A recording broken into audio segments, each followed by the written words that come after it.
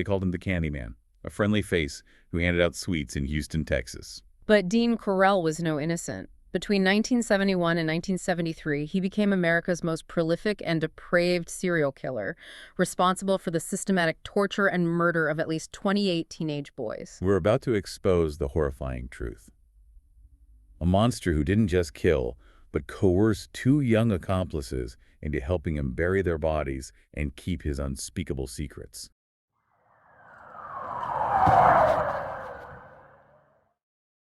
Dean Arnold Corll, born December 24th, 1939, Fort Wayne, Indiana. His early life, well, outwardly, it seemed pretty unremarkable. His parents divorced. But he was apparently very close to his mother, Mary West. She becomes quite a crucial figure later on. In his time in the military.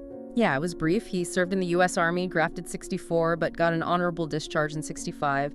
His mother requested it, citing family hardship.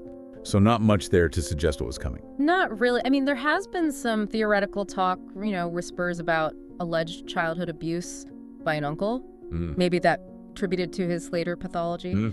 But honestly, his service record, it offered very few outward clues to the darkness that was clearly growing inside him. It's just unsettling how little public life sometimes reveals. Yeah.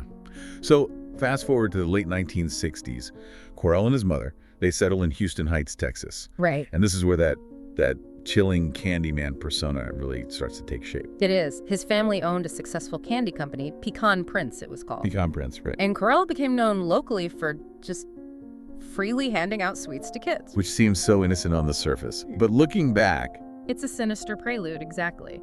It was all about building trust, making himself seem approachable, even, kind of endearing to the young boys who would later become his targets. A perfect facade. Absolutely. He was known to be quiet, unassuming. People said polite, even. The perfect predator hidden in plain sight. That kind of highlights a terrifying pattern, doesn't it? How the most dangerous people can just blend in. It does, and Corll's Candyman act, it was a vital lesson, really, in community vigilance, or maybe the painful lack of it back then. And that hidden nature, that deceptive front, yeah, it allowed him to develop a method, an MO, that really set him apart. He didn't just kill, he recruited. Yes, systematically. It started subtly. Yeah. Around 1967, Corll met a teenager, David Owen Brooks. And what looked like just, a casual acquaintance, it quickly spiraled into pure exploitation. Corll would shower Brooks with gifts, money, give him the sense of belonging he probably craved, systematically grooming him over years. And making him compliant. Exactly.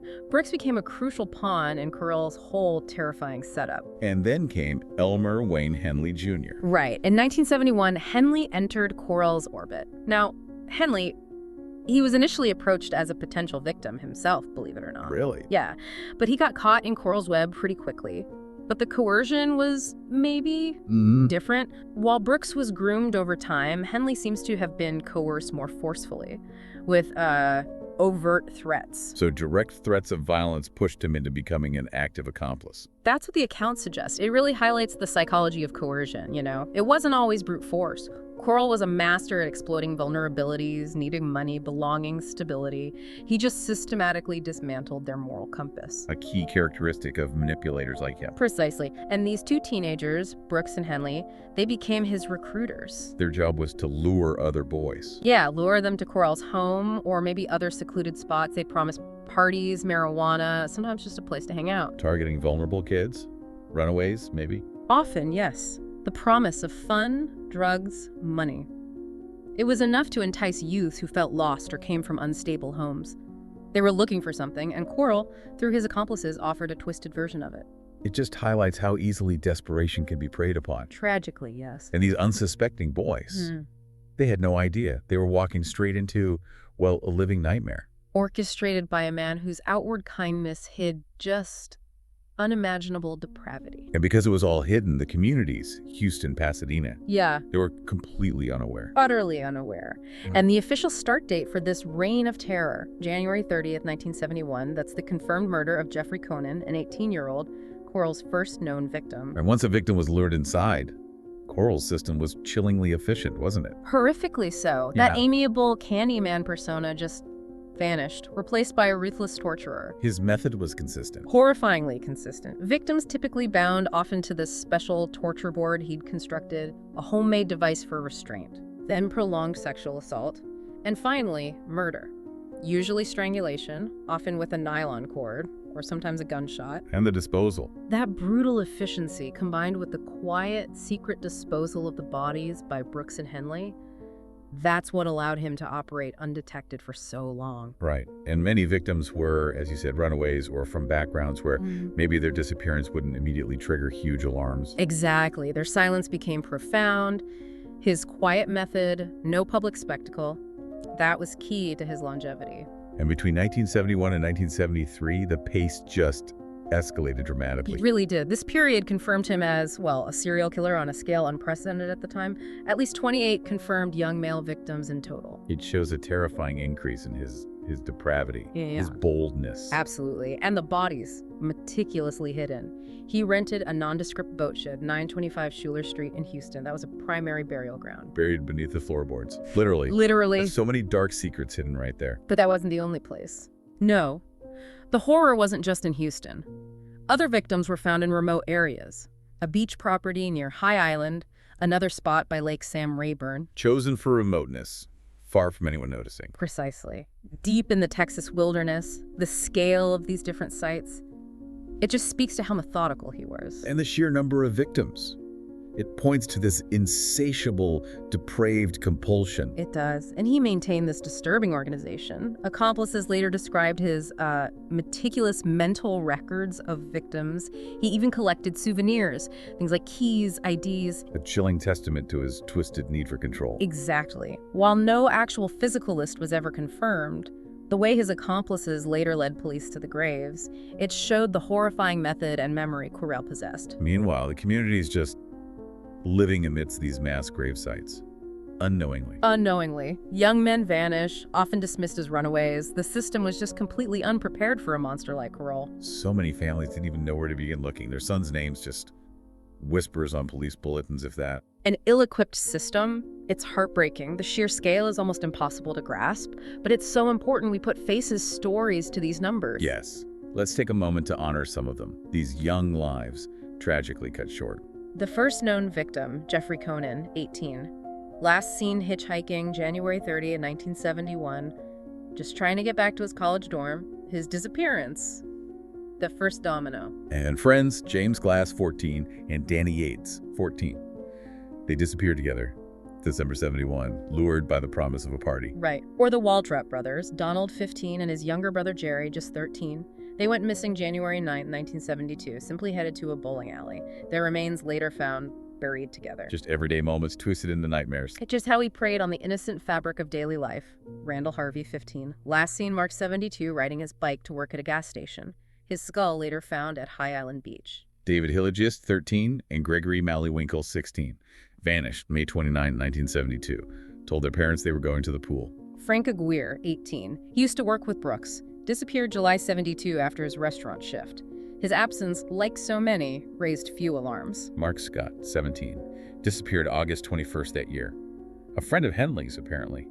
And reportedly resisted being lured, a detail that only came out later. Chilling. Then in October 72, Billie Jean Balch Jr., 17, and his close friend Johnny DeLome, 16, went missing together after leaving a house party. And for the Balch family, unimaginable grief compounded. Because in August 73, Michael Balch, Billie Jean's younger brother, only 15, he was also taken. A devastating repeat loss. Billy Ray Lawrence, 15. Last seen July 7, 1973.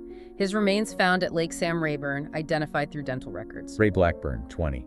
Vanished August 72, shortly after returning from California. His youth, maybe being transient, made him an easy target. Homer Garcia, 15. Last seen July 19, 1973. After an argument at home, no one suspected he'd walked right into the hands of a killer. Just days later, John Sellers, 17, disappeared, July 20th. His remains were among the first found after Corll died, helping reveal the true scope. Marty Ray Jones, 18. Vanished not long after that. His body found at High Island. Charles Cobble, 17, and Wayne R. Wolfe, 16, lured in late July 73. Just weeks before Corll himself was killed. A chilling proximity. Richard Hembry, 13, and William Ray Lawrence, 15, believed to have died in that same brutal final stretch, summer of '73. And Timothy Curley, 19, brought to the Pasadena house on the very night Corll was killed. And that same night, Rhonda Williams, 15. Remarkably, she survived. The only known female involved, her unexpected presence. It disrupted everything. It led directly to Corll's death. These weren't just names on a list. They were sons, brothers, classmates, friends, young lives stolen, buried in silence, often just dismissed by an overburdened, unaware system. By remembering their names, we remember the profound cost of evil left unchecked. They deserved futures. Instead, they were forgotten. Until now. And the terrifying truth, the full extent of Corll's reign, it finally came out. Not through police work, but through a desperate act by one of his own accomplices. It really highlights how these horrific truths sometimes surface. By accident or internal collapse, not proactive intervention. So what happened that night? August 8th, 1973. Right. Elmer Wayne Henley Jr. brought two teenagers, Timothy Curley, who we mentioned, and Rhonda Williams, to Corll's Pasadena home. And Corll was enraged. Yeah. Because of the girl. Exactly. It was a stark violation of his twisted rules. He flew into a towering rage, became increasingly violent, unpredictable. He tied all three of them up. Yes, and as he began to assault Henley himself, the terrified young man managed to grab a pistol. And shot Corll. 6 times, killing him instantly. Henley later claimed it was self-defense. What happened next is almost as shocking. It is. Henley immediately called the police, confessed to killing Corll, but then he dropped the bombshell. That Corll was a serial killer. Yeah. And he, Henley, had helped him. Sent shockwaves across Texas, the whole nation. David Brooks, the other accomplice, he was quickly picked up. And he confessed too. He did. Faced with the gravity of it all, he corroborated Henley's horrifying story, provided crucial details pointing to the scale of the crimes. Then they led police to the grave sites. Yes. Shell-shocked authorities. The scene at the Schuler Street boat shed, particularly harrowing. 17 bodies unearthed there alone, buried under the floorboards. And more from Lake Sam Rayburn and High Island. Right. Plus, in a final chilling discovery, one body was found hidden beneath the floor in Corll's own home. The sheer volume. All young males. It confirmed the unthinkable. The quiet Candyman. A prolific mass murderer. Operating unseen for years. Leaving this deep, indelible scar on Houston, the lack of connection between the missing persons reports, it really points to a systemic failure that let this horror persist. The aftermath must have been chaos. A maelstrom. Shock, widespread grief, desperate urgency. The Houston mass murders dominated national headlines, ignited public outcry, prompted this unprecedented missing persons investigation across Texas. It forced a reckoning, didn't it? For law enforcement. It absolutely did. Police departments had to confront painful truths. The case brutally exposed glaring flaws in how missing persons cases were handled, especially runaways, young males. Many victims just dismissed, overlooked, which allowed Corll to continue. Tragically, yes. But this public reckoning led to significant changes. Police protocols across the U.S. started to shift regarding missing children cases, better communication between jurisdictions, more proactive searches. What about the accomplices? Legally? Well, Elmer Wayne Henley Jr. was convicted in 1974, 6 counts of murder. He admitted assisting Corll in 28 killings, sentenced to 6 consecutive life terms. And parole. Consistently denied. He remains behind bars. And David Brooks. Brooks was convicted in 1975, 1 count of murder for a killing he committed with Corll, sentenced to 99 years. Did he ever get out? No. Despite his cooperation, he remained incarcerated. He actually died in prison in 2020 from COVID-related complications, never paroled. And the identification of the victims? A monumental task. Monumental. Heartbreaking for investigators and families. The individuals we named, many others, finally identified. It brought some closure, but of course never erases the loss, the pain. Decades later, Corll's shadow. It still looms large, doesn't it? It really does. His case is a terrifying benchmark for serial murder. A chilling reminder of monsters hidden in plain sight, the vulnerability of the young, and the devastating consequences when evil flourishes unchecked. The victims, though, not forgotten. No, not forgotten. From Jeffrey Konen to Timothy Curley, the Waldrop brothers, Rhonda Williams, who survived. This case is more than statistics. It's about stolen lives, lasting pain. The case of Dean Corll, the Candyman. It remains one of the darkest, most disturbing chapters in American history. A stark reminder of evil hiding in plain sight, the impact of manipulation, neglect. This story and the lives of these young victims, they deserve to be remembered.